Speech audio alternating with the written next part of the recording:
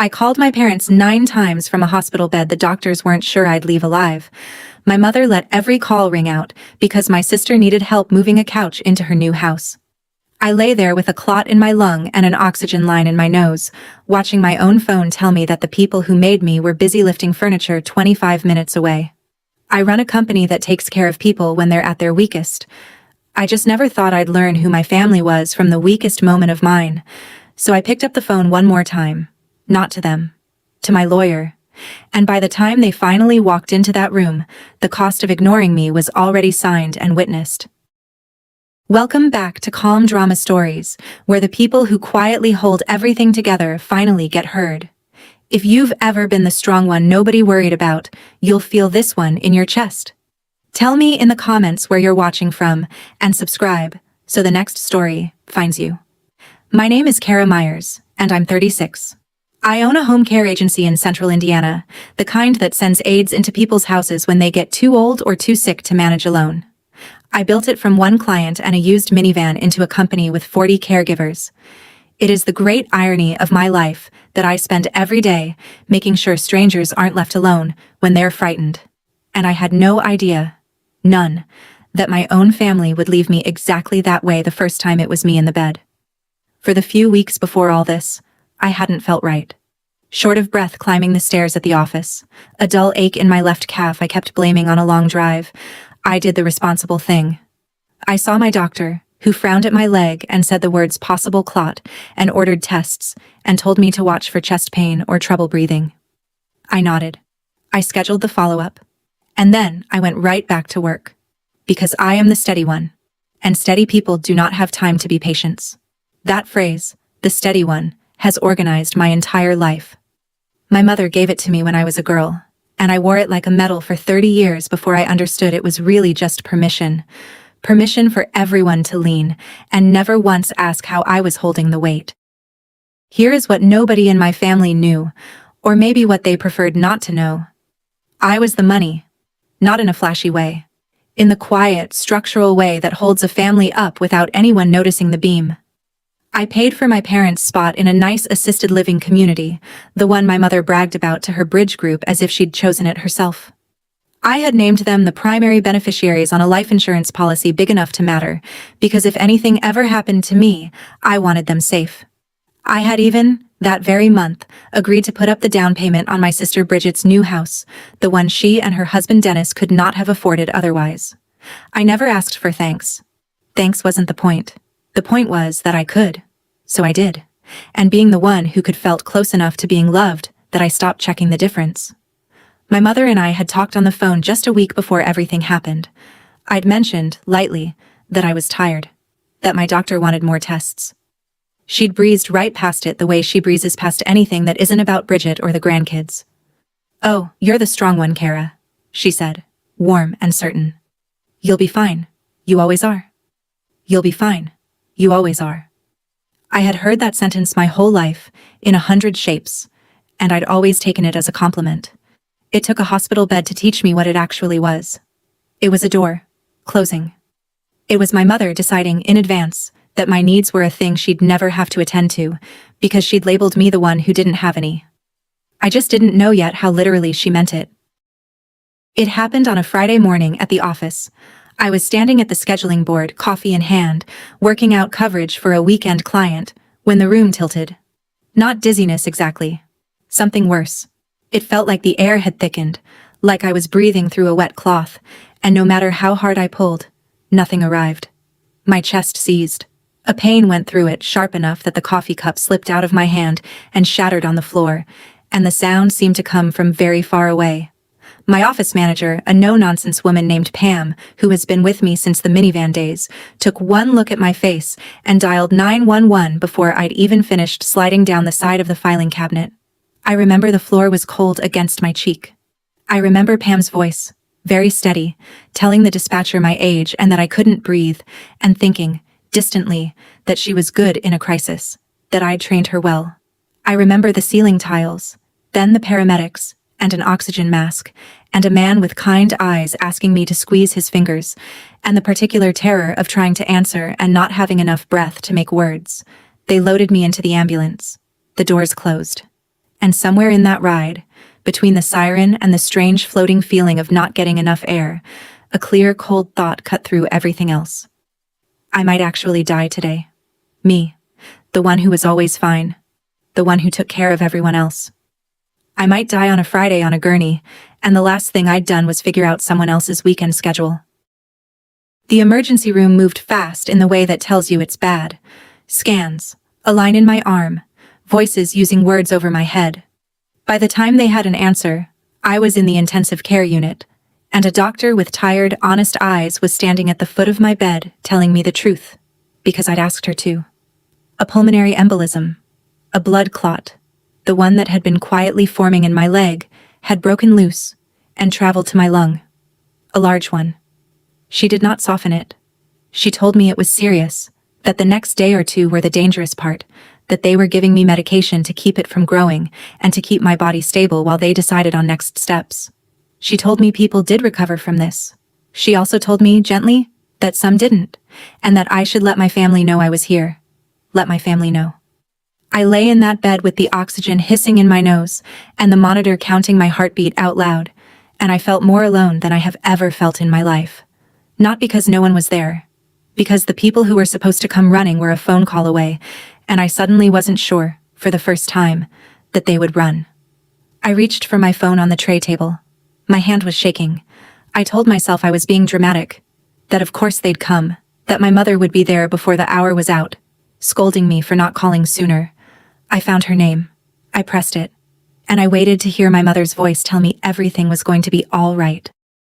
It rang 4 times and went to voicemail. Her cheerful recorded voice, the one she's had for a decade, telling me to leave a message and she'd call me right back. I did. I kept it short because short was all my lungs could manage. Mom, it's me. I'm in the ICU at St. Vincent's. They found a clot in my lung. It's serious. Please call me back as soon as you get this. I hung up and stared at the ceiling and told myself she was driving, or in the shower, or had left her phone in the other room the way she always does. I gave it 10 minutes by the clock on the monitor. Then I called my father. Same thing. 4 rings, voicemail, his slow, careful greeting. I left him the same message, my voice thinner this time. I told myself one of them would see it any second. I knew, distantly, that it was a Friday, and that Bridget had been planning her big move into the new house this weekend, the house my money was buying. I knew my parents had promised to help her carry boxes. But surely a clot in your daughter's lung outranks a couch. Surely there is a line, somewhere, even in my family, where a medical emergency beats an errand. I lay there and watched my phone and waited for it to light up with my mother's name. It is a strange thing, to be possibly dying and to spend the time worrying that you're being needy. That's what 36 years of being the strong one does to you. Even on the edge, I was apologizing in my head for the inconvenience of my own emergency. Over the next 2 hours I called 5 more times, 3 to my mother, 2 to my father. Every single one rang its full count and dropped into voicemail. After the 6th call I stopped leaving messages, because there was nothing left to say that I hadn't already said, and because hearing my own frightened voice played back in my head was making it worse. Then I made the mistake of opening the family group chat. There it was, scrolling up my screen in real time. My mother, active right now, posting photos. A picture of Bridget's new living room with boxes stacked to the ceiling. A picture of my father, red-faced and grinning, holding one end of that couch. A string of laughing emojis. A message from my mother that said, "Best day. So proud of our girl and her beautiful new home." Our girl. I want to stop here, because I know some of you watching have felt this exact thing. You've been left on red while the family carried on without you. You've watched, in real time, the proof that you were not the priority you'd spent your life being for them. If that's you, I'm sorry. It is a specific kind of heartbreak, the quiet kind, and it deserves to be named out loud. So do me a favor. Drop a comment with the name of the one person who would drop everything and come if it were you in that bed. Tag them in your heart right now. I read every comment. Back in the ICU, I set my phone face down on the tray, and for the first time since the ambulance, I didn't feel afraid anymore. I felt something colder and clearer taking its place. My phone did buzz once, that afternoon. For half a second my heart leapt, the old reflex, certain it was my mother finally calling. It was a text from Bridget. She had clearly seen the messages I'd left in the chaos, the ones where I'd written that I was in the hospital, that it was serious. She had read them, and this is what my sister sent me, while I lay in intensive care. OMG, busy with the move today, but glad you're being looked after. Rest up. Talk soon. Glad you're being looked after. As if I had checked into a spa. As if the strangers monitoring my heart rate were a service I'd treated myself to, and not the only people in the building standing between me and the worst outcome.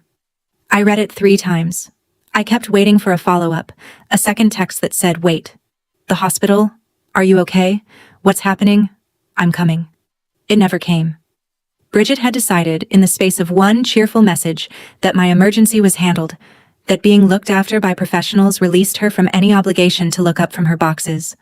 And the awful thing, the thing I made myself sit with in that quiet room, was that she'd learned it from somewhere. She'd learned it from a lifetime of watching our mother treat me as the one who was always fine. She was just repeating the family religion, the one I'd never thought to question either, until the machines were beeping and nobody came. I didn't text back. There was nothing to say to a person who thinks a heart emoji is the same as showing up. I put the phone down again, and I started, slowly, to think about everything I had built, and exactly whose names were written on it. There was one more name in my phone I hadn't tried. My younger brother, Eli. Eli is 30, the baby of the family, a high school shop teacher 2 towns over, and he has always existed slightly outside the gravity that organizes the rest of us. He isn't the favorite, and he isn't the workhorse. He's just kind, in an uncomplicated way the rest of us never quite managed. I almost didn't call him. I told myself he had a class, that it wasn't fair to scare him. All the old habits of a woman who apologizes for needing things. But I was tired and frightened and out of pride, so I pressed his name. He picked up on the second ring. The second ring. I barely got it out. "Eli, I'm in the hospital." And my voice finally cracked on the last of it, and he didn't ask a single follow-up question about logistics, or how bad, or whether it could wait. He just said, "Which one? I'm coming right now." And he hung up before I could tell him not to. 40 minutes later he came through the door of my room still in his work clothes, sawdust on his jeans, his face white with worry, and he crossed straight to the bed and took my hand in both of his and said, "I'm here. I've got you. I'm not going anywhere." I cried then, for the first time since the ambulance. Not because I was scared of dying, because for 36 years I had been the one who showed up for everyone, and I had genuinely not known until that moment what it felt like to have someone show up for me. It felt like setting down something I'd been carrying so long I'd forgotten it had weight. Eli stayed. He called his school and got a substitute. He slept in the terrible vinyl chair by my bed, and when the nurses came at 3 a.m. to check my lines, he woke up every time, just to make sure nothing was wrong. By the second day the medication was working. My oxygen numbers climbed. The danger was easing, the doctor said, though I wasn't out of the woods. And somewhere in that long night, lucid and clear-headed for the first time, oxygen steady, I did the thing I do best. I took an honest accounting. I thought about the assisted living payments leaving my account every month. I thought about the insurance policy with my parents' names on it. I thought about the down payment for Bridget's house, money I had promised before I knew what I know now.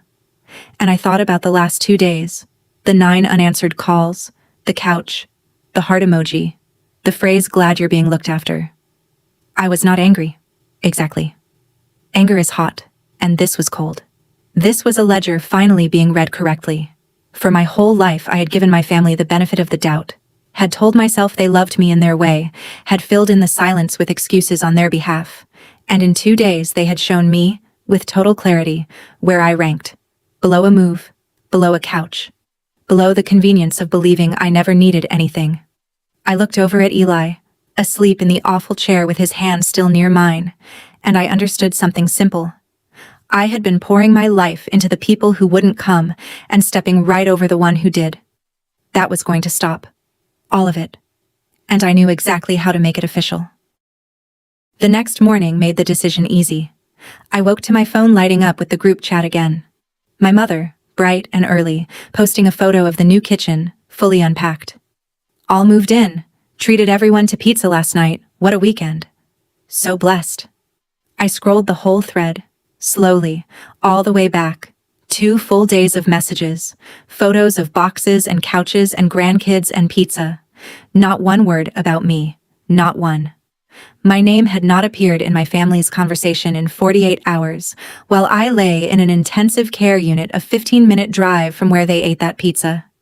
My mother had found the time to photograph a kitchen and praise herself for being blessed.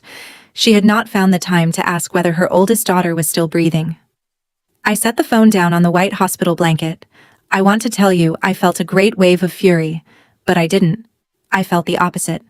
I felt very calm and very clear, the way you feel when a long, confusing equation finally resolves into a single clean number. They had told me, in every way available to them, exactly what I was worth to them when I had nothing to offer. So I would simply update my own records to match. That is the only revenge a bookkeeper of the heart ever really takes. Not destruction, just accuracy. I picked the phone back up. I did not open the group chat. I did not call my mother. I scrolled to a different name, one I trusted with the things that matter, and I made the only call that morning that I actually wanted to make. Joel Whitfield has been my attorney since the second year of the business, the one who drew up my company's contracts and, 3 years ago, my estate documents. He's a careful, decent man who has talked me out of more than one rash idea over the years. So when he answered and I told him, calmly, what I wanted, he was quiet for a moment. I told him where I was. I told him about the clot, and the ICU, and the 9 calls, and the pizza. I told him I wanted to change my beneficiaries, rewrite my will, stop the automatic assisted living payments, and formally withdraw the down payment funds for Bridget's house before they cleared. I wanted it all done properly, and I wanted it done now, at the hospital. There was a pause on the line. Then Joel, being Joel, asked the right question.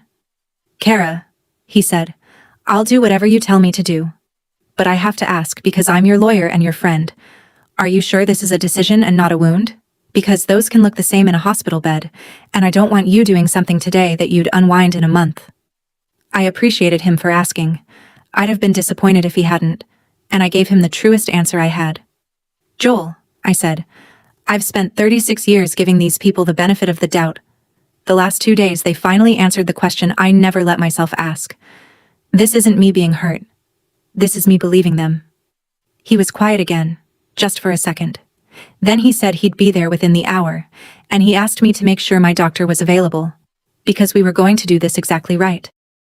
I knew from years of estate work that the most important thing was not the documents themselves, but the question someone would inevitably raise later.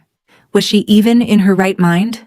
People who get cut out of a will love nothing more than to claim the person was confused, medicated, manipulated, not herself. I was not going to give them that door. So before Joel arrived, I asked to speak with my attending physician, the same honest-eyed doctor who had leveled with me on the first night. I explained what I intended to do and why.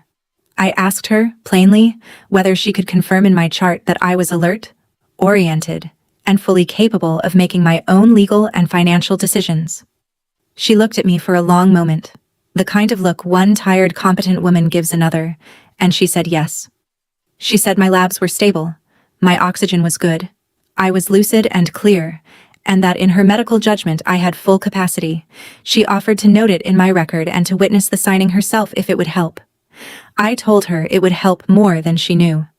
My night nurse, Donna, a sturdy woman with reading glasses on a chain and zero tolerance for nonsense, agreed to be the second witness. I'd watched Donna run that unit for 2 nights with a steadiness I recognized, and I trusted her instinctively. By the time Joel walked in with his briefcase, everything was in place. A doctor to confirm my mind, a nurse to witness my hand, a lawyer to make it real. For the first time in days, I felt like myself again. Not the patient. The woman who builds things properly, so that no one can tear them down later. Joel set his briefcase on the foot of my bed and laid the papers out on the rolling tray table, the same table they'd been bringing my untouched meals on for 2 days. It became, in that moment, the most important desk I have ever signed at. One by one, he walked me through them, plain and unhurried, the doctor on one side of the bed and Donna on the other.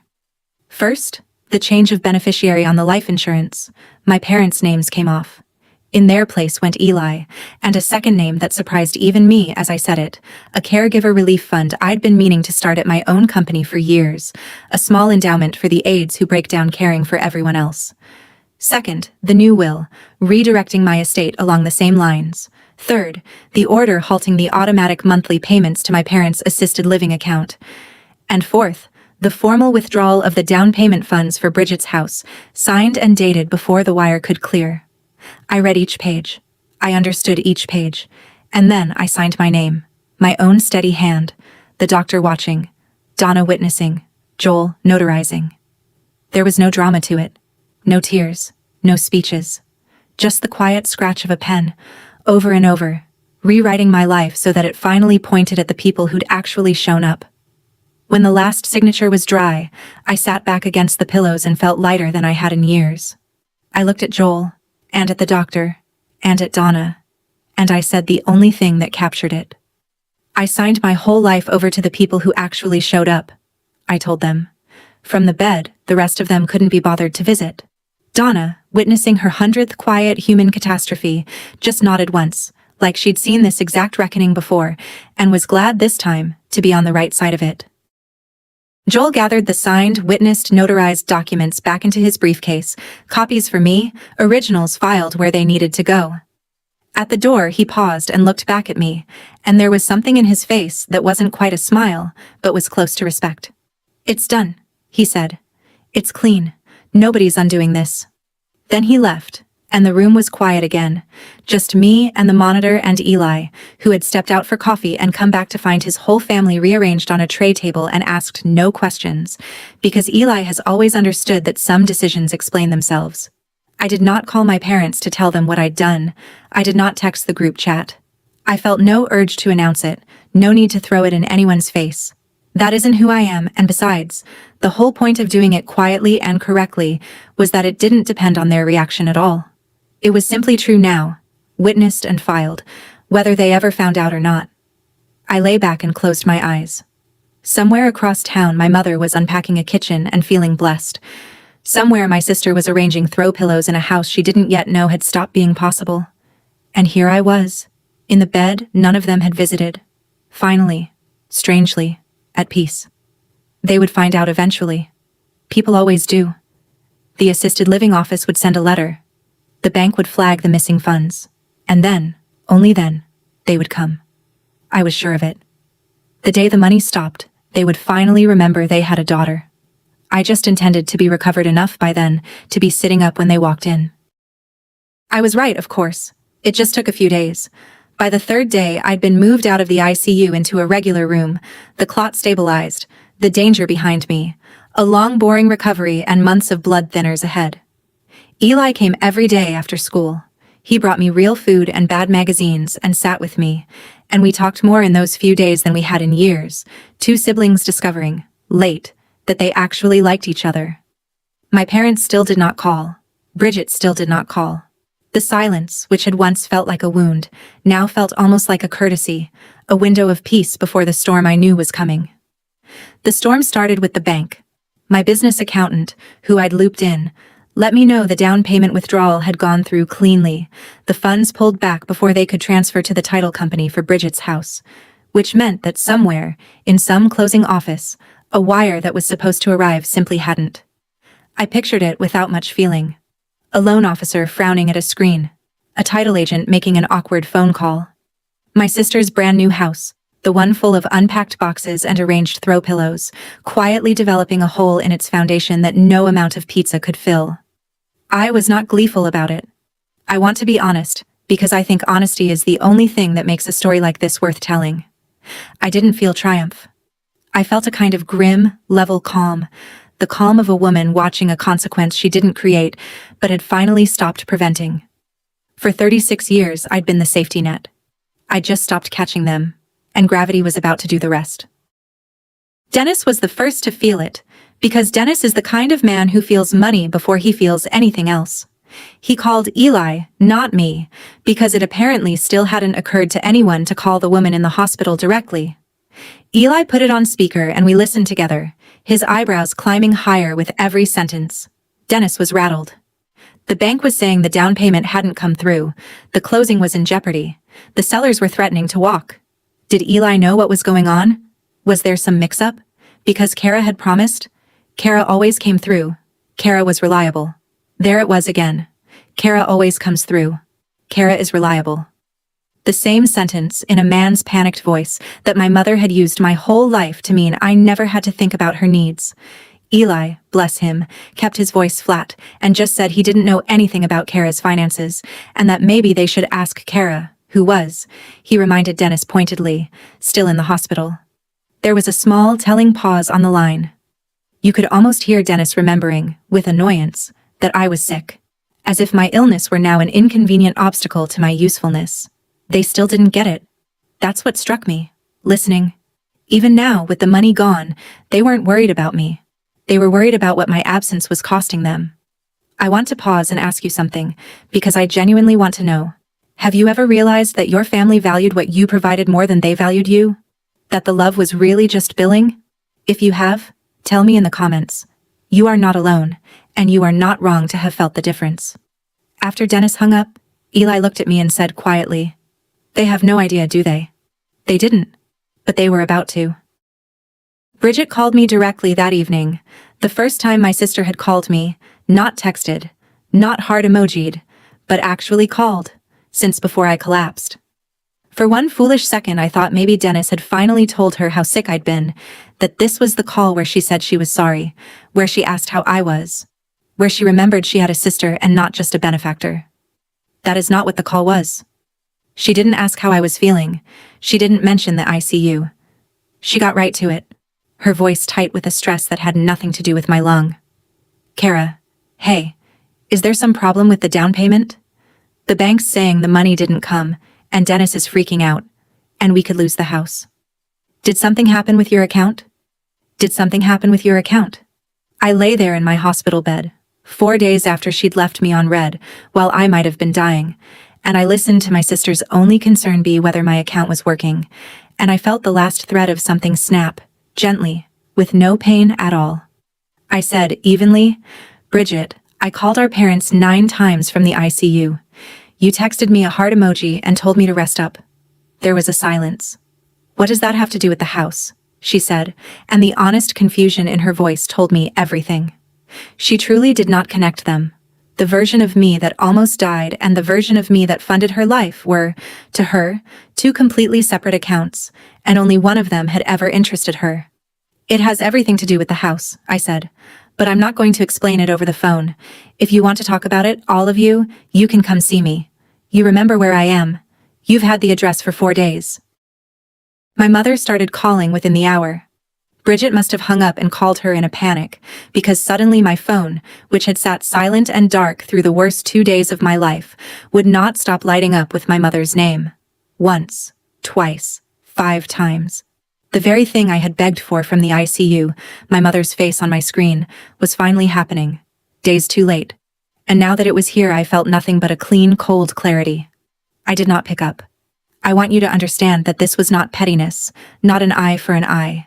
I genuinely had nothing to say to her over the phone, and I knew, from a lifetime of experience, exactly how a phone call with my mother goes. She talks. She reframes. She finds the angle where she is the wronged party and I am the difficult one, and she does it so fast and so smoothly that I end up apologizing before I've remembered what I was upset about. She is a master of the medium of the phone call, where there are no witnesses and no paper, only her voice and my old, trained instinct to soothe her. So no, not on the phone. If my mother wanted to have this conversation, she would have it in person, in the room she hadn't visited, in front of the people who had seen me sign my name. She would have it on my ground for once, where her voice was just a voice, and the documents were real, and witnessed, and could not be talked away. I let every call ring out, the way she had let mine. Then I turned my phone face down, looked at Eli and said, "They're coming tomorrow. I can feel it." He nodded. "You want me here?" "Yes," I said. "And Joel, I want this done right." I spent that night getting ready the only way I know how, which is to get my facts in order and decide, in advance, who I was going to be when the room filled up. I asked Joel to come by in the morning and to bring copies of everything: the witnessed beneficiary change, the new will, the halted payment order, the withdrawal confirmation. Not to wave in anyone's face, just to have on the tray table, quiet and real, so that nothing I said could be dismissed as a sick woman's threat. I called Joel and walked him through it, and he gave me one piece of advice that I wrote down on the back of a hospital menu. "Don't argue with them," he said. "Whatever your mother says, however she spins it, don't defend yourself. The second you argue, it stops being about what's true and starts being about who's louder, and she's had 60 years of practice being louder. You don't have to win a fight. You just have to tell them what's already done and let the paper say the rest. Don't argue. Let the paper say the rest." I'd known Joel a long time, and he'd never once given me bad counsel. I lay in the dark and rehearsed being calm. I thought about every family confrontation I'd ever lost, every time my mother's certainty had steamrolled my facts, every time I'd walked away having somehow agreed I was the problem. And I realized the thing that had always beaten me wasn't her argument. It was my own need for her approval, the need that made me flinch and fold. But something in me had changed in that ICU. The need was gone. You cannot manipulate a person who has stopped hoping you'll love them correctly. For the first time in my life, I had nothing left for my mother to take. It was my father who called last, late that night, alone. I almost didn't answer, but something made me pick up. Maybe because his name on the screen has never carried the same weight as my mother's. His voice was small and rough, like he'd been sitting somewhere in the dark working up to it. "Kara," he said. "Honey, Bridget told us about the hospital, about how bad it was." A long pause, the sound of an old man trying to find words he'd never practiced. "Is it true you called 9 times, that first day?" I said it was. I heard him breathe out, shaky, and when he spoke again, his voice broke clean in half. "I had my phone in my pocket the whole time," he said. "I felt it buzzing. I thought it was the moving company. Your mother said don't worry about it. Finish the couch. We'll check it later." And I listened to her. I listened to her instead of my own daughter. He started to cry then. My quiet, undramatic father, the man I have maybe seen cry twice in my life. "I almost lost you," he said, "and I was carrying a couch." I let him cry. I didn't rush to make it okay, the way I would have my whole life. But I wasn't cruel to him either, because my father's sin was always cowardice, never malice. And there is a difference. "Dad," I said finally gently, "I'm okay. I'm going to be okay. But things are going to be different now. I need you to know that before tomorrow." He was quiet. Then he said the thing that told me he was the only one who'd actually understood. "I know," he said. "I'm just glad you're alive to make them different. I'll be there in the morning. I'm coming whether she does or not."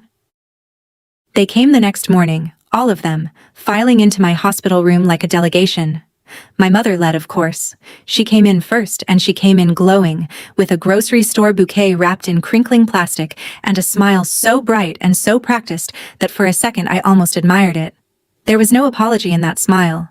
There was no fear, no shame, none of the haunted look my father wore as he came in behind her. My mother had decided, somewhere on the drive over, that the way to handle this was to skip straight past the last 5 days as if they hadn't happened, to flood the room with cheer until everyone agreed to pretend along with her. She set the flowers on my tray table, right on top of the very space where I'd signed everything away, and she leaned down and kissed my forehead and said, "Oh, sweetheart, look at you. You gave us such a scare. But you're the strong one. I knew you'd pull through just fine." There it was. The sentence of my entire life, delivered over a bouquet, in front of my brother and my lawyer and a sister and brother-in-law hovering anxious by the door. "You're the strong one. I knew you'd pull through fine," as if my survival had been a foregone conclusion, as if her absence had been a vote of confidence rather than a verdict. And then, barely a breath later, before I had even responded, she got to what she'd actually come for. "Now," she said, settling into the chair beside my bed with the air of a woman taking charge of a small mess.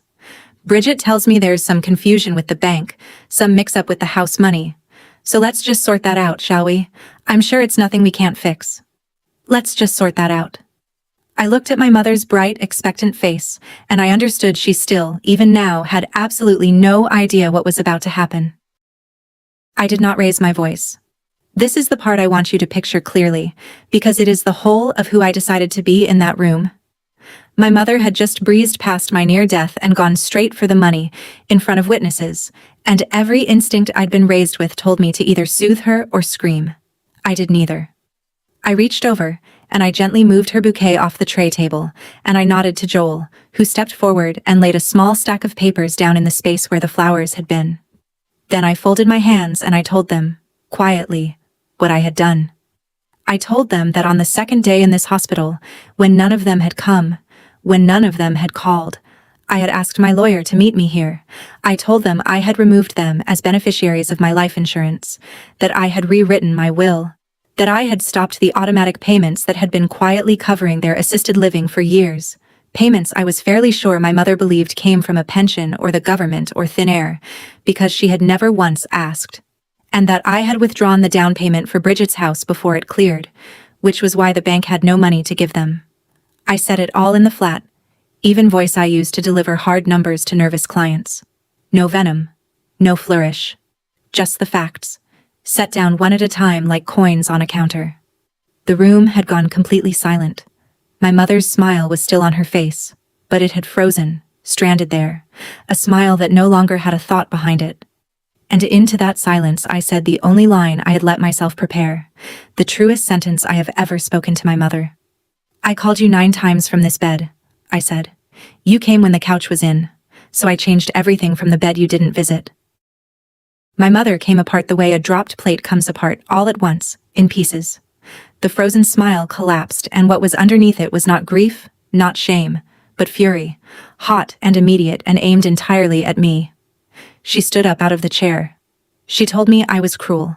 She told me I was punishing the whole family over a misunderstanding, that she'd had no idea it was serious, that the messages got lost, that I should have made it clearer, as if 9 calls and the words intensive care were a riddle she couldn't be expected to solve. She called me ungrateful. She said, and this is the part that told me everything. You did this to us from a hospital bed? What kind of daughter sits in a hospital and plots against her own parents? Plots. As if surviving and then telling the truth were a conspiracy. As if the crime in the room was my paperwork and not her absence. I let her finish. And then Joel, who had been standing quietly by the window, spoke up in the calm, unbothered voice of a man who has watched many people discover that reality has paperwork. He said that everything I'd signed had been executed properly. That my physician had documented my full mental capacity in my chart. That 2 witnesses, the doctor and the nurse, had observed the signing. That it was notarized, filed, and entirely valid, and that there were no grounds whatsoever to contest it. Donna, who had come in to check my line and stayed near the door reading the room, added her own quiet sentence. I witnessed it, she said. She was clear as a bell, clearest person I've met all week. My mother looked from Joel to Donna to the papers on the tray, and I watched her understand finally that there was no angle here. No version of the story she could talk her way into. No phone call where she got to be the wronged one. And I said, still calm, the thing I'd waited 36 years to say. You called me strong so you'd never have to show up. Well, I was strong enough to stop. Bridget had been standing frozen by the door through all of it, and now the full shape of it landed on her. She understood at last that the money for her house, the house with the unpacked boxes and the arranged throw pillows and the kitchen our mother had photographed, had been mine all along. That it was gone because she had left me on red. Her face crumpled. You're taking my house, she whispered, and there was real fear in it, the fear of a woman who has never once had to stand without a net. I looked at my sister, and I felt something that surprised me, not triumph, something closer to sadness. Because I'd had a net my whole life too, the net of being needed, and it had cost me just as much as her dependence was about to cost her. I'm not taking anything, Bridget, I said. I'm just not paying for it anymore. There's a difference, even if nobody in this family ever taught us what it was. Dennis, who had been so loud on the phone, said nothing at all, which was its own small justice. And then I gave my sister back the words she had sent me, gently, the way you return something a person dropped. You called me the day the money stopped, I said. Not the day I almost did. She had no answer for that. None of them did. The room held its silence, the monitor beeping out my heartbeat. Steady now. Strong now. the heartbeat they hadn't bothered to come listen to when it might have stopped. My father had sat down in the corner with his face in his hands. Eli stood beside my bed with one hand on my shoulder. And for the first time in my entire life, in a room full of my family, I was not the one apologizing. I did not leave them with nothing. I want to tell you that, because I know the satisfying ending is the one where they get exactly what they gave, and I understand the appeal. But I am not built that way, and more importantly, I didn't want to become the kind of person who could be. So before they left that room, I laid out the one path I was willing to walk. I told my parents that I would consider restoring a portion of the assisted living support. Not the insurance, not the will. Those were done, and they were Eli's now, and mine to give where I chose. But the monthly care, the roof over their heads, I would help with that again, on conditions, and I had Joel write them down so that no one could pretend later that the terms were different. First, they had to acknowledge, out loud and in plain words, that they had left me alone when I might have died. Not a vague apology, the actual thing. Second, whatever this family was going forward, it had to run in both directions. I was done being a beam that holds up a house no one invites me into. If they wanted a daughter, they had to be parents, which meant showing up when it was inconvenient, when there was nothing to be gained, when it was just love and a hospital chair at 3 a.m. My father signed before I'd even finished explaining, his hand shaking, and he stayed that night, in the awful vinyl chair next to Eli's, 2 men keeping watch over a daughter and a sister they'd nearly lost. My mother took the longest. She stood by the window with her arms crossed for a long time, and I honestly didn't know if she could do it. But the papers were real, and the witnesses were real, and for the first time in her life, there was no version of the story that put her in the right. Finally, stiffly, looking not quite at me, she said it. I should have come. 3 small words, and they cost her more than anything she'd ever given me. It wasn't much. It wasn't the mother I'd wanted my whole life, but it was true. And it was a beginning, and at 36, with a clot dissolving in my lung and my brother asleep in a chair beside me, I decided that a true beginning was enough to build on. Bridget bought a smaller house, eventually, with her own money, and I went home, finally, to a life I had quietly rewritten to point at the people who'd actually been in the room. Family isn't measured by who shares your blood. It's measured by who shows up in the room when the machines are beeping and nobody's getting anything out of it. If you made it all the way to the end, you already know that ache, the ache of being the strong one nobody checks on. 9 unanswered calls, a couch that mattered more than a daughter, a lawyer in the ICU. Maybe you've been the beam holding up a house you were never invited into. If Kara's quiet line, finally drawn, gave you a little strength tonight, tell me in the comments who actually showed up for you when it counted. Share this with someone who needs to hear it. And subscribe to Calm Drama Stories, because the people who hold everyone else together deserve, at least once, to be the one who gets held. Your story might be the one we tell next.